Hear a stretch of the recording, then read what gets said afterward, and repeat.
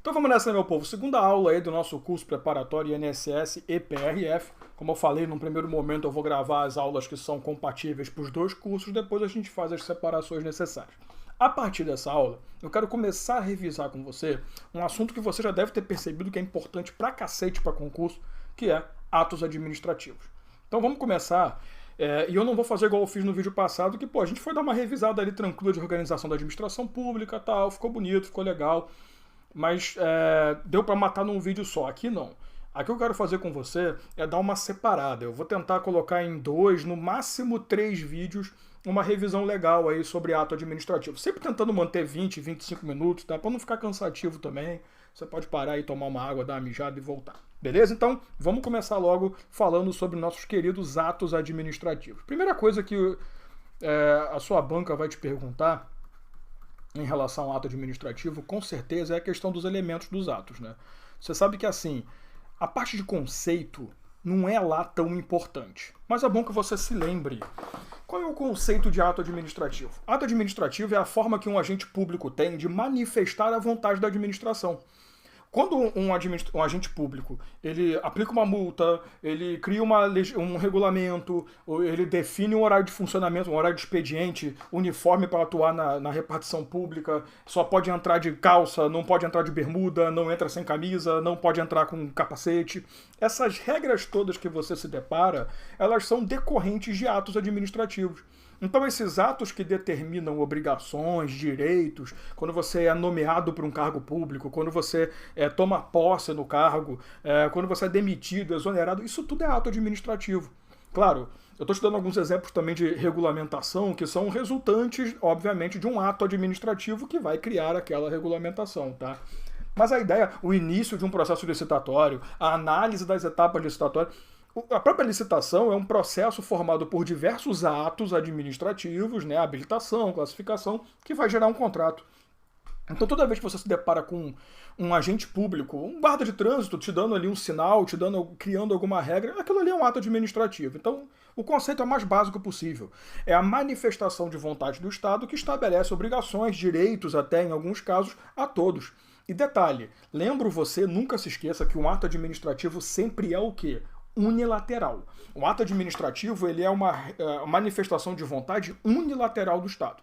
Então o Estado não vai te procurar e falar, amigão, o que você acha? Ele vai chegar e vai criar. Ele não vai perguntar pra você, tu acha que a prefeitura devia abrir às 6 da manhã para atendimento ao público? Vai cagar pra você. Porque ele vai fazer o seguinte, ó, atendimento começa meio-dia. Ah, mas sacanagem. Fazer o quê? Tô nem aí. Ah, a entidade é essa, a secretaria é essa. Se quiser entrar aqui tem que trazer tantas vias. Cara, essas regras você não participa. Ah, uniforme de empresa. Pode ser que a gente pergunte, o que você acha? Rosa, azul, vermelho? Mas, amigo, no final das contas, quem vai definir é a entidade pública. Então você não tem participação, tá? Mas, Dalmo, aposentadoria é um ato administrativo? Eu tenho participação, eu tenho que pedir aposentadoria. Beleza, o que você fez foi provocar o Estado. Não confunda você produzir um ato junto com o Estado, tipo um contrato, que não é um ato, claro, é um contrato, o nome já diz que vocês assinam juntos, com uma aposentadoria, em que você provoca o Estado a produzir o ato em seu nome. Uma licença, em que você provoca o Estado para produzir um ato em seu nome. Eu quero uma licença de porte ou posse de arma. Depende do caso. Que eu não entendo porra nenhuma disso, então não vou ficar me metendo. Eu quero uma licença para construir, eu quero uma licença para fechar uma via por um período para fazer uma festa. Então isso tudo é decorrente de uma provocação, mas vai gerar um ato administrativo. Então essa é a parte conceitual. Mas é claro que a tua banca não vai se preocupar tanto com o conceito, tanto em criar histórias para que você identifique um ato. Ela vai querer saber como que se constitui um ato. Por isso, vamos para a tela e vamos começar a falar sobre elementos do ato administrativo. Então, o primeiro elemento que eu preciso que você lembre é a competência. Lembre-se que você, como um agente público, no caso você que está estudando como um futuro agente público, você vai ter diversas funções, atribuições do cargo, né? Você vai ter coisas que estão sob a sua prerrogativa de produção, coisas que você vai ter obrigação de fazer. Quando você se depara com essa situação, você pode afirmar que você é competente para tal coisa. Então você vai atuar no INSS. Se você está numa posição em que você recebe uma determinada requisição de usuário, leva essa requisição até não sei quem, ou é você quem decide aquilo, A partir do momento que você entra na instituição e passa a tomar conhecimento das suas ações, né, seus deveres como agente público, você passa a conhecer a sua competência. Então, competência nada mais é do que a atribuição que aquela pessoa detém. Então, para que você possa produzir um ato administrativo e esse ato seja considerado lícito, válido e produza efeitos, você tem que ser competente. Imagina eu, Dalmo, que sou um bosta, quero aplicar uma multa de excesso de velocidade em você. Parabéns, Dalmo, você pode fazer o que você quiser, mas você não tem competência. Eu sempre gosto de contar a história de um grande conhecido, não vou falar amigo porque, né, pode ser que ele não me ache, mas o grande Itamar, lá de Magé, estado do Rio de Janeiro, onde eu não nasci, mas cresci, me desenvolvi, 30 anos de Magé nas costas, ô glória. Itamar era um cara assim, muito gente boa, muito maluco. Uma vez, eu não sei como ele conseguiu uma farda lá de guarda de trânsito, e o cara saía distribuindo multa pra todo mundo em guardanapo. Ele fazia multa no guardanapo, porra. Claro que aquela multa não tinha validade, primeiro, que a formalidade era ridícula, um guardanapo, e segundo, que ele não tinha competência, tá? E lembre-se que quando você trata de competência, a competência sempre decorre da lei, beleza? Qual o segundo elemento que eu preciso? Finalidade. Não adianta só você ser competente se você está produzindo ato tentando atender a uma finalidade própria, porque o seu ato, ele sempre tem que atender o interesse público, e o seu ato sempre tem que atender à essência da legislação. O que eu quero dizer com isso, só para te lembrar bem essa história, a partir do momento que você vai produzir um ato, esse ato tem que ser eivado de vontade pública e não privada. Não, poxa, eu vou conceder a licença para esse cara porque é meu amigo. Fazer o que se ele é teu amigo? Eu não estou preocupado com a sua amizade com ele. O que eu quero saber é, ele atendeu às exigências da lei? Ele está lícito? Ele está correto? Então concede para ele. Então a ideia da ação de produzir um ato não é, eu vou aposentar minha mãe. Sua mãe tem contribuição, tem tempo, tem tudo? Não, não tem, mas eu vou aposentar porque a finalidade é minha, porra, eu tenho competência. Também não é assim. E não se esqueça que a finalidade também se observa quando você atende a demanda do próprio ato. Porque se o ato de exoneração serve para você apenas desligar alguém, você não pode punir alguém com uma exoneração. Inclusive, assim, muita gente acha idiotice isso. Eu falo o tempo todo, gente, exoneração não é uma punição. Exoneração é um ato administrativo de desligamento. No exame mais atual, acho que foi o 30º exame da OAB, que foi feita a prova em dezembro do ano passado, 2019. Eu não lembro, sinceramente. Aliás, a segunda fase, que foi em dezembro de 2019. Eu não lembro, sinceramente, acho que foi o 30º. Caiu uma questão sobre isso. O cara falava que o agente público cometeu uma exoneração, foi no 30º ou no 29º, um dos dois. Cometeu uma exoneração como punição. Cara, segunda fase da OAB, parceiro. O cara não pode errar, e muita gente errou. Então, eu continuo dizendo, não se esqueça que a finalidade não é só atender o interesse público, mas também a essência da lei. Se a lei criou uma coisa chamada remoção de servidor, que é deslocamento, eu não posso remover você para te punir. Você é um merda, então eu vou te remover. Isso não existe, beleza? Terceiro elemento necessário, você conhece a forma. Não se esqueça que quando você fala em forma, você fala em formalidade. Então, é uma sequência de atos, procedimentos, para que o processo, né? Vou falar o procedimento para que o ato seja considerado válido. Um exemplo muito clássico é a chamada delegação de competência. O que é a delegação? Que você lembra lá do poder hierárquico, né? A delegação ela acontece quando você tem uma competência e você quer transferi-la, mesmo que temporariamente, para uma pessoa que a princípio era incompetente. Então você pega a sua competência e empresta para esse cara. O que a Lei 9784 de 99, que é a Lei do Processo Administrativo e do Ato, diz? A delegação, deixa eu trazer aqui a borrachinha aqui rapidinho, a delegação ela tem algumas peculiaridades. Para que ela aconteça de verdade, eu preciso que, 1, ela seja por escrito, 2, ela seja de forma temporária, ou seja, determine o tempo de validade. 3, ela seja específica em relação a que competências estão sendo transferidas. Então isso é formalidade, isso é forma. Forma é aquilo que a lei determina como uma sequência ou um ato em específico para produzir o ato. Então quando você fala em forma, você vai na lei. Né? A lei vai dizer, olha, para você delegar, você tem que fazer isso, isso, isso. Procedimento, forma. Beleza? Quarto elemento que eu preciso que você lembre, voltando aí para a tela, é o elemento do motivo. E eu preciso lembrar para você o seguinte, o que é o motivo necessariamente? O motivo é o embasamento legal em que você se posiciona para produzir o ato. Né? É o fundamento de fato e de direito que te leva a produzir aquele ato. Então, o que é o motivo? Cara, por que você fez aquilo? Bom, eu fiz aquilo porque a lei me permite nessa situação. Então eu tenho um direito de ação e eu tenho um fundamento para isso. Então, quando você sofre uma multa, eu adoro falar isso também, que é um exemplo muito prático, a multa não vai dizer para você, olha, no dia tal você estava andando alta velocidade. Porra, recentemente eu e minha mulher, a gente estava em Curitiba, numa das visitas que a gente faz, que a gente adora Curitiba, sinceramente. A gente vai muito para lá. E recentemente a gente recebeu uma multa de trânsito. A gente ficou assim, caraca, onde que foi? Porque assim, apesar de, claro que a gente gosta de Curitiba, mas a gente não conhece o nome das ruas, né? Então ele não vai contar uma história. No dia tal, tal horário, você deu a volta, passou numa curva, olha o mapa. Não, ele chegou e falou, foi na rua tal, ou no local tal, o pardal tal, né? O radar, farol eletrônico, cada um chama de um jeito no Brasil, que pegou você estava em tal velocidade e era tanto. Ponto final. O que ele fez? Ele mostrou a fundamentação, o motivo daquele ato. Ó, baseado no Código de Trânsito Brasileiro, artigo tal, blá blá blá, você vai sofrer a multa tal porque fez isso, acabou. Nunca se esqueça que a partir do momento que você estiver contando historinha, você está falando da motivação e não do motivo. Não confunda motivação e motivo. A motivação é quando você conta o blá blá blá da história. Ah, no dia tal, você acordou, abriu tal, a porta, viu que estava pelado, voltou, botou a roupa, pegou o carro. Motivação é blá blá blá. Gente, pelo amor de Deus, uma coisa que eu também não posso nunca deixar de lembrar você. A motivação, ela não tem nada a ver com o motivo. Tanto é que a motivação, ela está dentro da forma do ato. Para você ver o quanto que motivação e motivo não tem nada a ver. Motivação, ela está dentro da forma. O que significa isso? Se a lei diz que para aquele ato você precisa motivar, para você não confundir motivo com motivação. Se você precisa motivar, ou seja, dar uma explicação do porquê, é uma formalidade. Eu posso demitir você e falar assim, tá demitido? Não, isso aqui não é Roberto Justus, porra. Caraca, isso aqui entrega a idade, né? O pessoal nem sabe o que eu tô falando. Mas tudo bem. Pra quem vê televisão, sabe que eu aprendi. Você não... Tá uma Record, né? Porra, vai dar um tiro na cabeça. Mas a ideia é a seguinte, quando você tem uma motivação, você precisa motivar, você está seguindo uma forma. A lei diz, para que você demita, você precisa justificar o ato, falar tudo. Até porque, se eu demitir você, essa demissão se deu por um processo administrativo, eu tenho que te dar direito de recorrer. E para que você possa recorrer, até mesmo a defesa, eu preciso contar a história.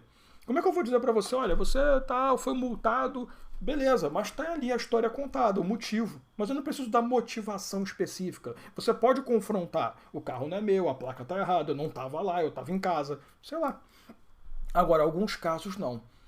E normalmente ato punitivo, né, ele exige essa motivação mais detalhada. De novo, eu sei que a multa é uma punição, mas no caso da multa, esse detalhamento não é essencial de ser um blá blá blá, uma historinha. O detalhamento é simplesmente mostrar uma foto. E não deixa de ser uma forma de motivação também, né, convenhamos.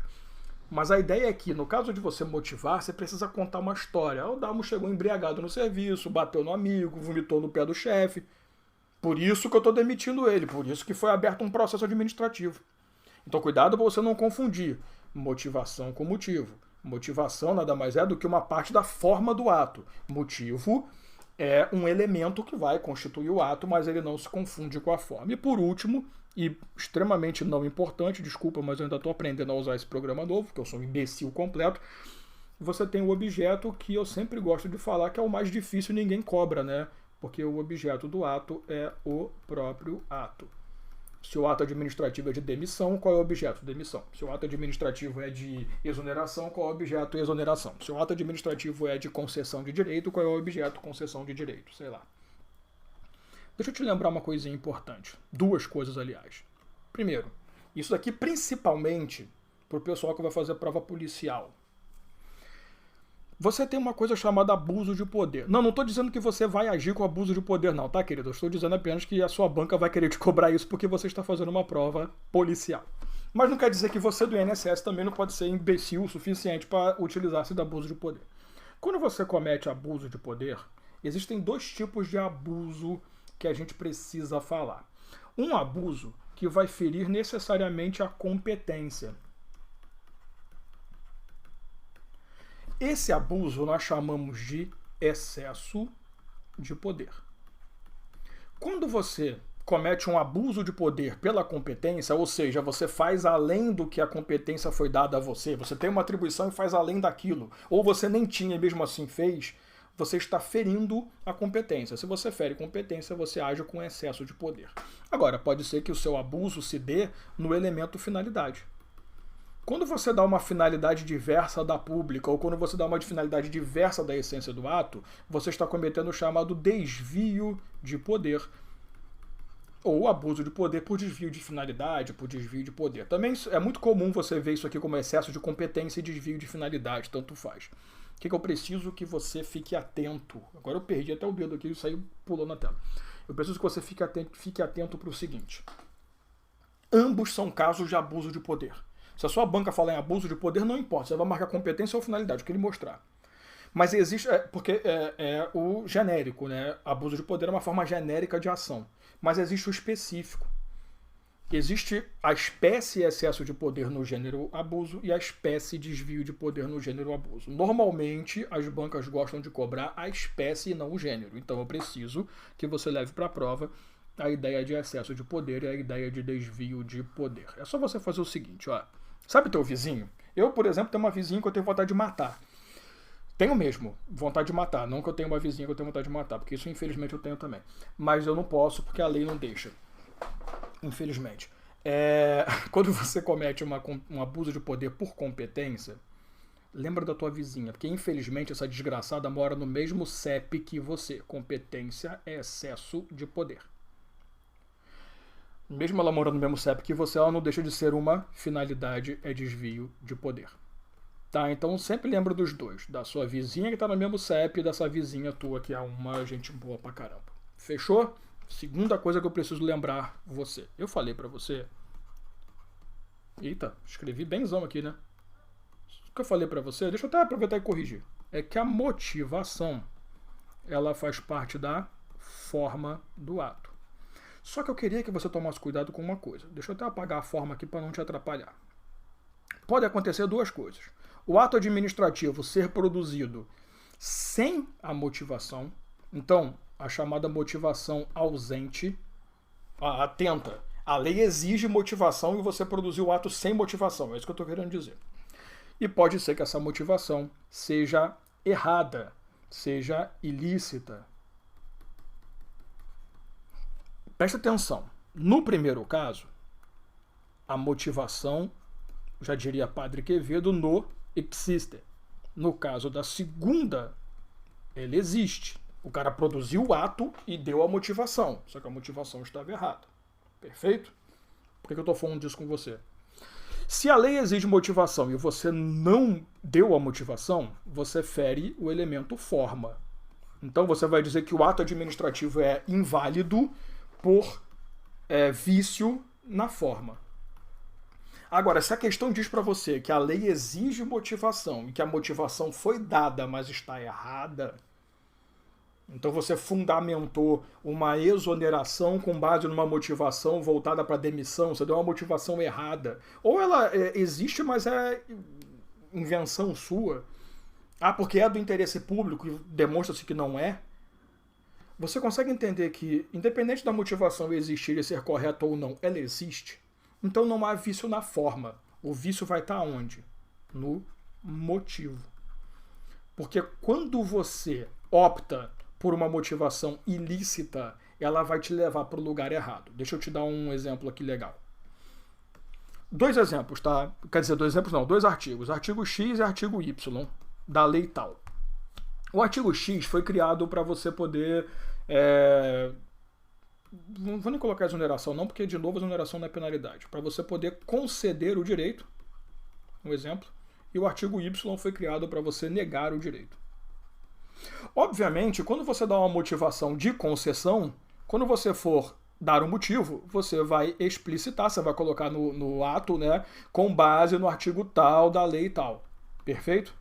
Se você for negar, você vai colocar com base no artigo tal da lei tal. Você entende que os motivos são diferentes? Porque quando você aponta um motivo diferente, você aponta um objeto diferente. Qual é o objeto aqui? Concessão de direito. Qual é o objeto aqui? Negativa de direito.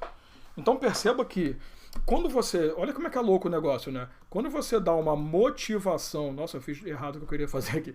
Eu tô ficando velho mesmo, gente. Nem uma coisa simples eu consigo fazer mais. Quando você dá uma motiva... De novo, eu fiz a mesma burrice. Quando você dá uma motivação... Agora vai, hein, gente? Eu prometo pra você.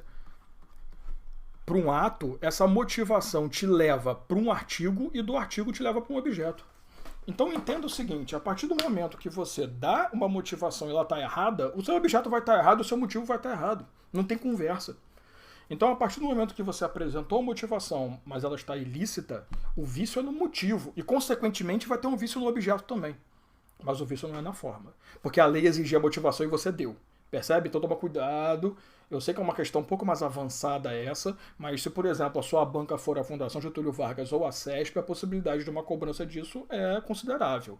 Então toma cuidado com esse pequeno detalhe. Por que eu estou colocando motivação e objeto tão juntos aí? Que você nunca pode esquecer que existe uma coisa chamada mérito do ato administrativo. O que é o mérito do ato? É quando você analisa o motivo e o objeto. Porque, gente, na boa, você nunca vai poder analisar o mérito de uma competência. A competência está na lei. Você nunca vai poder analisar o mérito de uma finalidade. A finalidade está na lei, está no ato, de uma forma, a forma está na lei. Agora, o motivo e o objeto, apesar de estarem na lei, você pode analisar. Um exemplo. Imagina que foi concedido a um colega teu um direito e que você também queria e foi negado para você. Só que, na verdade, quem concedeu para esse cara é uma pessoa incompetente. Você pode desfazer o ato com base na competência? Pode, por causa do vício. Agora, se a competência está certa, a finalidade está certa e a forma está certa, o único jeito que você tem de questionar o ato é através do mérito. É você confrontar o mérito. Você foi demitido. Eu quero desfazer a demissão. A competência está certa? Sim. A pessoa que me demitiu era competente. A finalidade, sim. A forma também? Vamos discutir motivo e objeto. Ele me demitiu com base em embriaguez habitual. Mas, na verdade, o que aconteceu naquele dia foi uma questão de ofensa física ao superior, sem estar em legítima defesa. Um exemplo babaca. Então você entende? Quando você fala em mérito, é aquela parte que você pode questionar, que você pode confrontar a opção tomada. Então, se o cara concedeu ou negou, você mexe no motivo, mexe no objeto. Agora, você confrontar competência, finalidade e forma, você não está confrontando o mérito, você está confrontando o ato em si. Aqui é uma questão de vício processual, tá? Por que isso aqui é muito importante? Quando você for estudar comigo controle de ato, controle administrativo, e o controle da administração pública cai nas duas provas, INSS e PRF, você vai ver que quando o judiciário, por exemplo, vai fazer o controle do ato, ele não pode fazer o controle de mérito. O que o judiciário vai poder fazer é confrontar um vício processual. Então, se o cara decidiu te demitir por aquilo, cara, resolve isso administrativamente. Judicialmente, o que você pode confrontar é incompetência. Então, mérito é um negócio que é meio que particular, é meio subjetivo, é meio da própria administração, sabe? Isso vai ficar muito mais claro para você para frente, é óbvio. Mas você não pode confrontar o porquê que se tomou aquela decisão. O que você vai fazer é confrontar um vício. Por exemplo, se você disser para o cara que ele usou o artigo errado, não foi embriaguez, mas foi uma questão de ofensa, cara, você não está confrontando o mérito judicialmente. O que você vai confrontar é a forma. Perfeito? Porque a motivação vai estar totalmente nada a ver com a ação, com o resultado, a demissão. Então é muito importante você entender que aqui não há por que eu discutir por que o cara selecionou aquele inciso ou aquele artigo. O que eu vou confrontar é a questão do vício. Houve um excesso de poder? Houve. Então, um vício na competência. Houve um desvio? Vício na finalidade. Tá? Espero que tenha ficado claro para você. Mas quando a gente for estudar controle, isso vai ficar muito melhor. Então vamos fechar aqui essa parte 1. Na próxima aula a gente continua a análise de atos administrativos, tá? Um abraço.